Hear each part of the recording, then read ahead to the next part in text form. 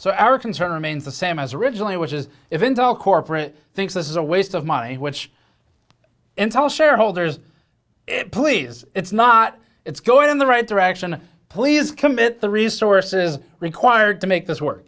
It's getting there. Intel, please don't screw this up. It's gotten a lot better. It's been a little over a year now since Intel Arc launched, the GPUs that are supposed to bring an entrance to the discrete market for Intel graphics. And the launch was bad. And to Intel's credit, it acknowledged that. It posted a blog post after our review a year ago where it promised to fix its issues. It even directly named us in that. So they weren't trying to hide it. And that's great to see. A lot has changed in the time since. We're revisiting our punch list of driver issues to see how much our recommendation might have changed with the improvements to Arc. And that was one of our main points in the review, was that Intel needed to be upfront and direct about its restrictions, its limitations with different API support, game support, and the fact that it would be an ongoing improvement process. And they were very direct with that, which is great. That's exactly what Intel needed to do. So there was a point in time in the midst of the GPU-related shortages for the pandemic and mining and everything else where all Intel had to do was show up and ship something for less than $1,000. Intel was primed to go. After Arc's official August 2021 announcement, delays followed, as did several launches that seemed designed to satisfy legal requirements. Technically, Arc launched on the next to last day of Q1 2022, which is the quarter they promised to launch, but it was only in laptops. And the first discrete gaming card, the A380, launched at the end of Q2, but only in China. One of the ones we got was through a pre-built, shipped from AliExpress. The A750 and A770, the real cards everyone was waiting for, showed up in Q4 of 2022. By that point, Intel was allegedly offering CPUs in lieu of GPUs as prizes for the XE-HPG scavenger hunt. That's not to mention the half-baked XE-DG1 that preceded all of this way back in November of 2020. All of that is to say that Intel Arc had a lot more time in the oven to bake than was originally expected, and it needed that time to bake.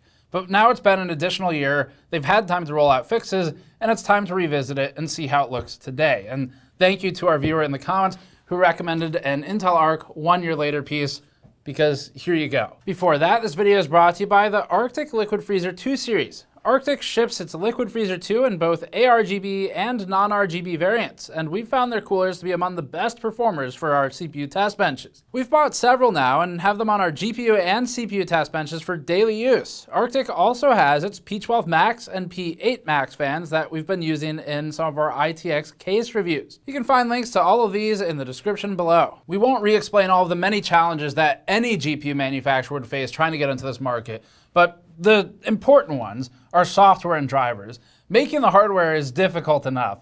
Intel did pretty well there. They made hardware that when the software and the drivers and the games, when it all meshes together and works, the hardware actually runs pretty competitively. And with recent price drops for things like the Intel Arc A750 cards, where we've seen them as low as $190 now, $10 over the new A580, although that seemed to be a limited price. But when it's that low, the A750 genuinely is a very strong competitor in the games where it runs well. But all of our looks at Intel Arc, and every time we've recommended something like an A750 in a particular title, all of them have been caveated with the note that enthusiasts should be the ones buying it. People who have the troubleshooting experience and people who are patient to deal with the card and ideally have a backup GPU from NVIDIA or AMD. So that's been the line that we've been drawing in our recommendations, and Intel needs to fix that. Part of fixing that is improving a lot of the bugs that it's had and usability issues. Some of this will be ongoing though. Now, in spite of diving in at the deep end, Intel still piled on the work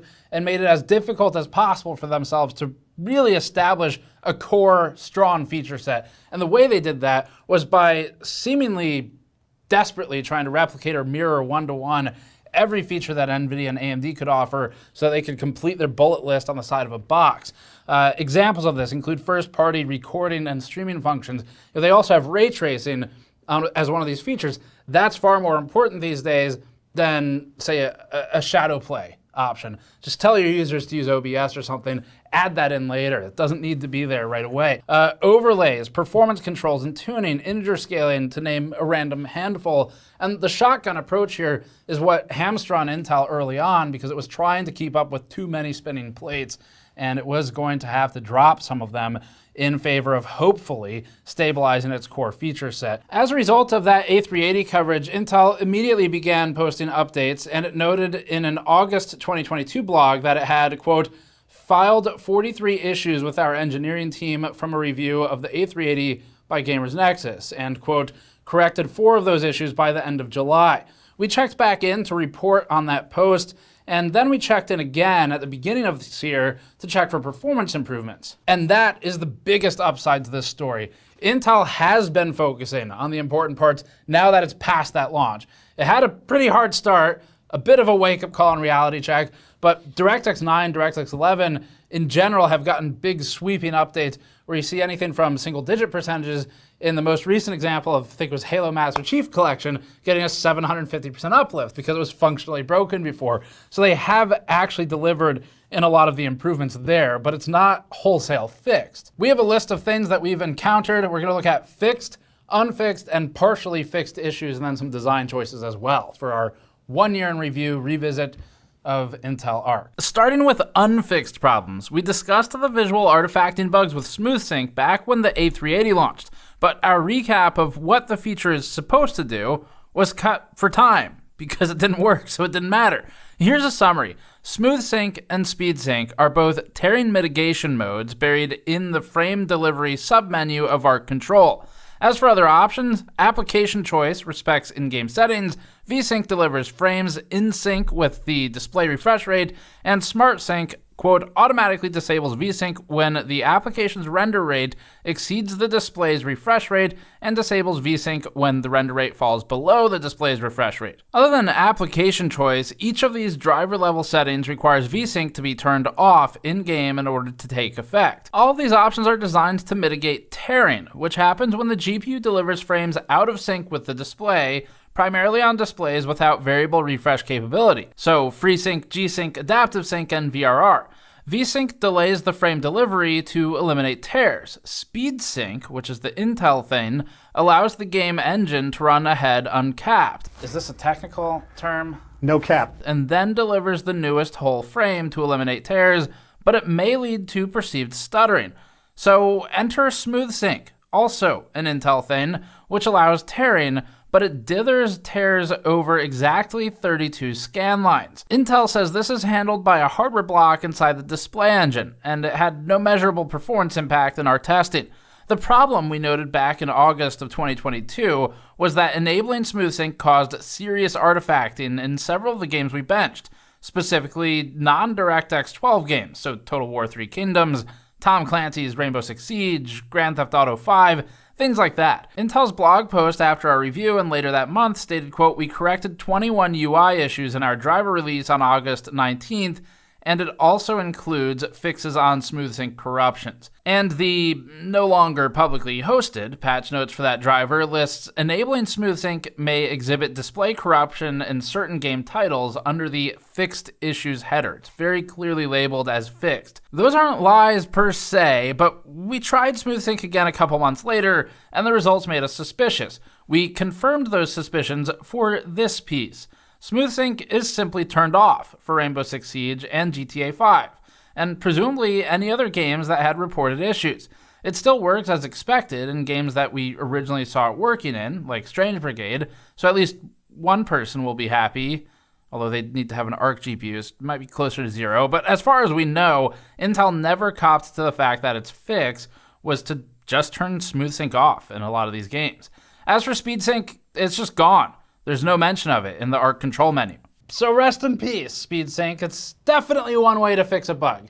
You can't have bugs if you don't have features. Next topic is duplicate issues. So when Arc launched, not only would the Arc control app be installed as part of the driver install process, but the Intel Graphics Command Center would also automatically download afterwards. It's not true anymore, which maybe is an improvement, but Command Center does offer different variable refresh settings than Arc Control does when a compatible display is connected, and it's still software that exists, just now you pull it down through the Microsoft Store. Intel Arc Control contains these settings all in separate submenus. There's variable refresh rate mode, and tearing mitigation modes. Intel's Graphics Command Center, which is separate software, contains this setting for adaptive sync. And on top of that, Windows contains this setting for variable refresh rate as well. None of these settings are linked to each other, except that VRR can't be enabled in Arc Control unless it's enabled in Graphics Command Center first, but not vice versa. It's just confusing, and there needs to be at least some explanation here. But Intel did remove the Smart VSync setting from Command Center, so someone's listening there. That's a good thing. The next one is Intel's Driver and Support Assistant tool, which is forcibly installed alongside Arc Control. You can install just the bare driver, or you can install the driver and Arc Control and the Intel Driver Support Assistant, but you can't install just the driver and Arc Control. It's especially annoying for us since we'd like to avoid installing auto driver update bloatware on vital test benches. Even though it's part of the GPU driver install, DSA isn't handled by Wagnersoft's DDU cleanup like Arc Control and Graphics Command Center are, because it's a random piece of non-GPU related software. DSA can be manually uninstalled immediately without consequences, so it's not critical. Next up is HDCP. Because of how SmoothSync works, we needed to use an external capture system to record it in action, and it was a massive pain. HDCP blocked us from recording anything. AMD at least includes an option in its own control panel to explicitly disable HDCP. And although NVIDIA doesn't, we've successfully used the capture system with NVIDIA cards in the past. In order to capture Intel, we had to use the old school janky HDMI splitter workaround. HDCP is already annoying, and this is just a poor implementation. Up next, notifications. At launch, Intel blasted a ton of annoying notifications from System Tray that would pop up with notes of varying useful and uselessness. Intel may have cut down on the number of notifications from Arc Control, but the ones that show up before they are turned off are still pretty annoying. The toast isn't delivered through Windows notifications, it rather pops up from the app itself, and the notifications can't be interacted with or dismissed until they time out on their own. That's the annoying part. You have to sit there and stare at them until they go away. Also, the DPI scaling is screwed up on old 1280 by 1024 monitors, but we're probably among the few people who still find them useful for some things, so no big loss there. Time to get into the problems that were at least partially fixed by Intel. This is a mix of fixed and unfixed, where it's sort of Schrodinger's driver bug. The bug is both present and not present, as long as you don't install the drivers. So the first one is monitor compatibility. This was one of the more serious issues, but it was on a restricted set of monitors. We had it happen on one newer monitor and one high-end 4K monitor, but it was from 2014. And that issue was that the Intel cards just wouldn't spit the display out to either of these two monitors. There was a subtle fix in the A770 review where we found that Intel was able to get output to those two specific displays under the conditions of being in Windows, but only after the driver was installed and loaded, which meant no output in BIOS or in safe mode. So that one's at least partially fixed, and if you're using an Intel Arc card and you have a black screen issue, probably it's a specific monitor plus card compatibility limitation. Again, we only saw it on two displays, but we only really tested it on a couple displays anyway, so we're not sure how wide sweeping that is. Now for fans. In our Arc A770 review, we saw the fans on our GPU spun constantly, never turning off, even at idle. We've occasionally seen the fans spin down with updated drivers and firmware, but the heat generated and the power drawn by the A770 LE at idle remains high enough to keep the fan spinning the majority of the time, so we're not counting this as a full fix. Now we'll talk about some design choices. As a general rule, games don't run as well on Arc when using DX9 or DX11. That's in comparison to other vendors on DX9 and 11, and to Arc cards using DX12 or Vulkan. As Tap said, it's just going to be a labor of love for forever, making DX11 titles get better and better and better, and DX9 as well. DirectX 12 and Vulkan are both thin APIs that shift a lot of the responsibility for memory management and optimization to applications like game engines. So it gets, as they say, closer to the metal. This strips down a lot of the DX11 and DX9 driver side requirements, where a lot or almost all of that core responsibility was on NVIDIA, AMD, and to the extent that it was present at the time, Intel, to build the driver stack. So DX11 and DX9 create more work for GPU vendors which is a problem for a restricted team that's coming in late like Intel. And NVIDIA and AMD had a big head start here, with NVIDIA in particular having a very strong DX11 driver setup. So Intel is stuck trying to catch up in this one, even as those APIs continue to get phased out. This has contributed to ARC's subpar record for day one game support, especially for DirectX 11 games. If Intel were to slow down or halt software support for ARC, game compatibility would likely rapidly go downhill. Also, Intel says, quote, for DX9, Intel uses a DX9 on 12 mapping layer.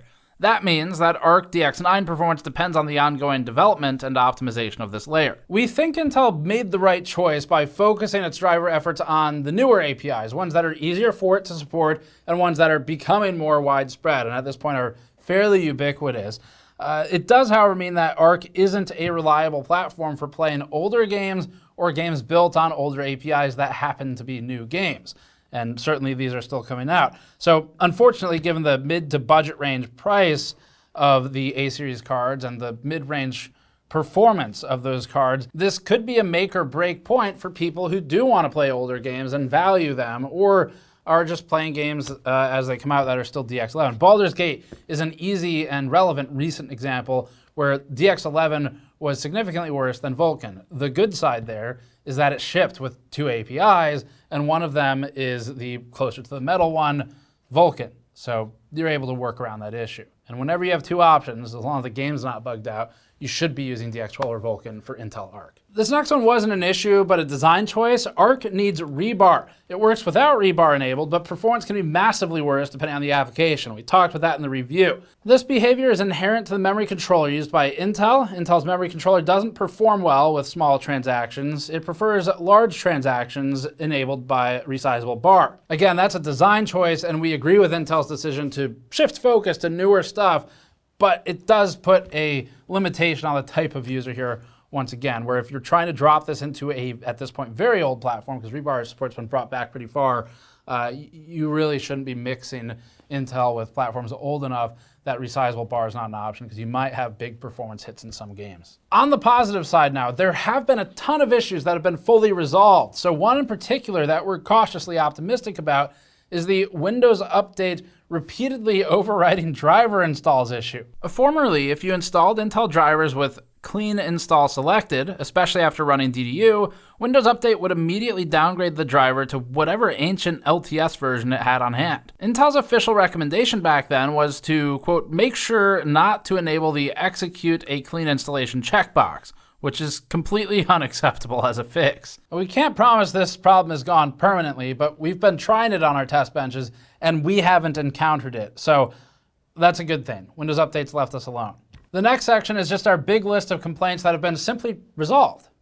Nothing really to talk about other than the fact that they've been fixed, which is great. We covered Intel's severely bugged Rainbow Six Siege behavior previously. The game was wildly inconsistent on Arc, where frame times would sporadically double, or in other words, the frame rate would sporadically halve.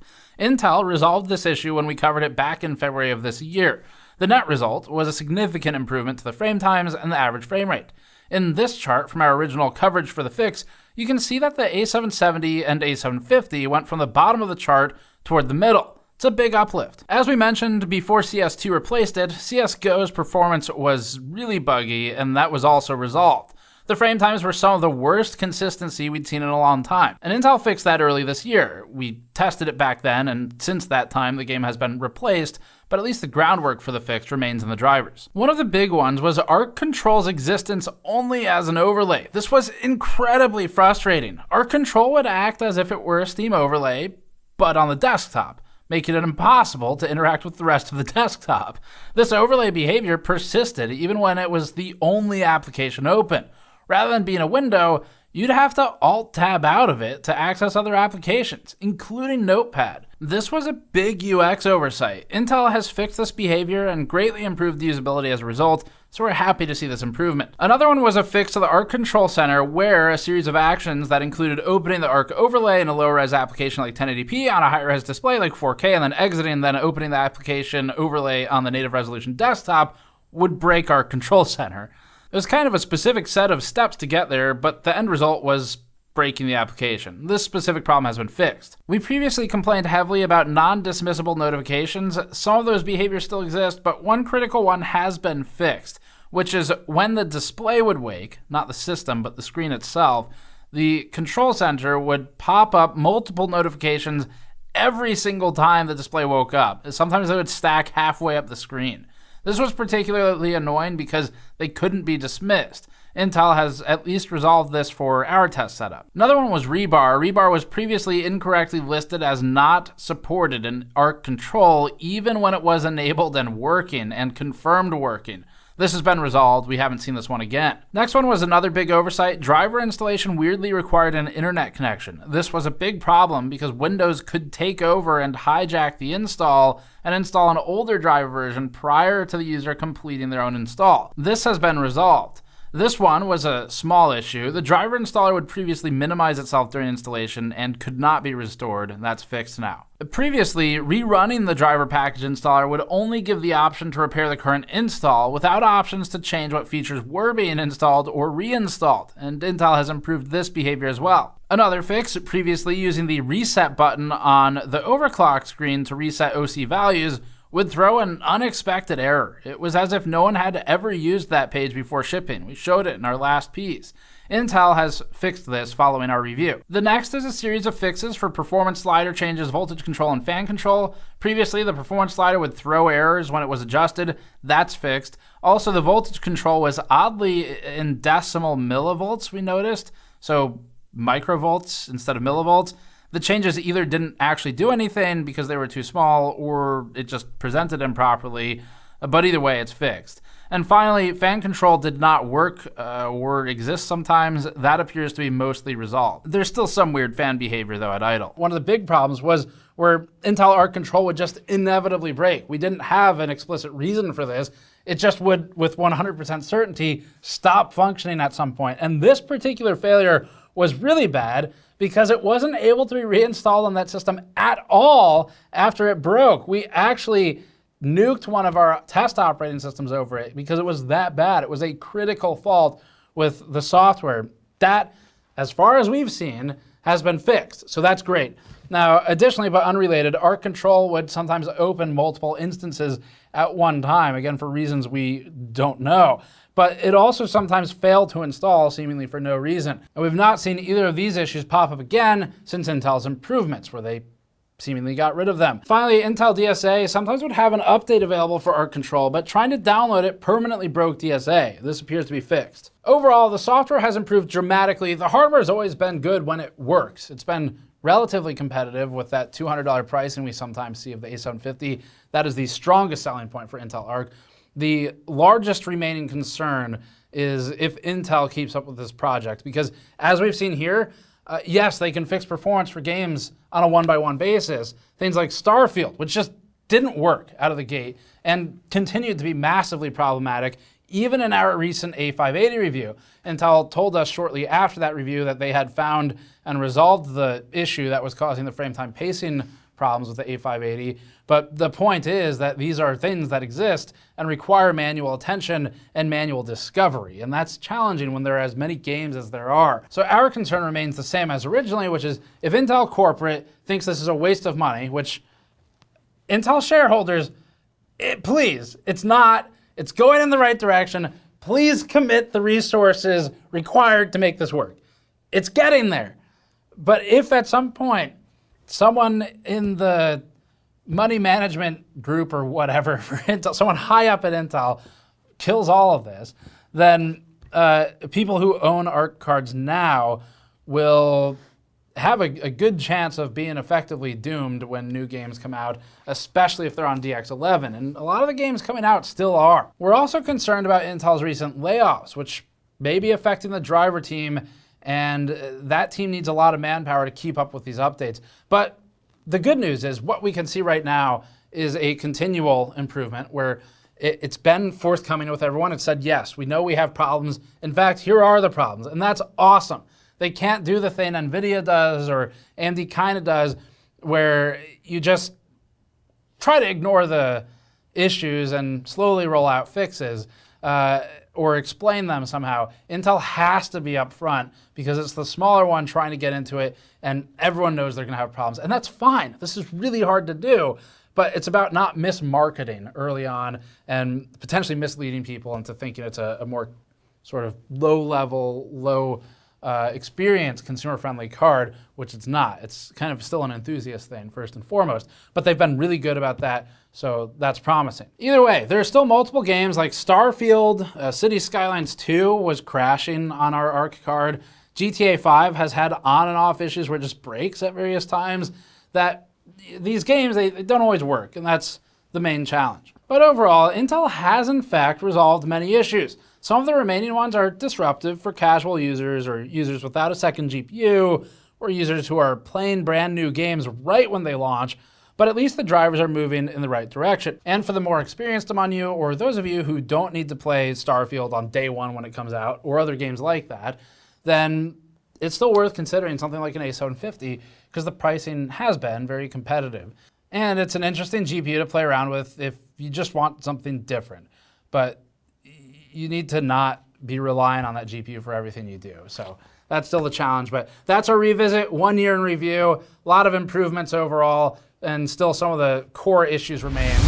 We'll see where it goes from here. Thanks for watching. Subscribe for more. Go to store.gamersnexus.net to support our in-depth reporting, or go to gamersnexus.net if you want to check out the article version of this in about a week or so. And of course, patreon.com/gamersnexus to help fund the ad-free written article reviews experience. Thanks for watching. We'll see you all next time.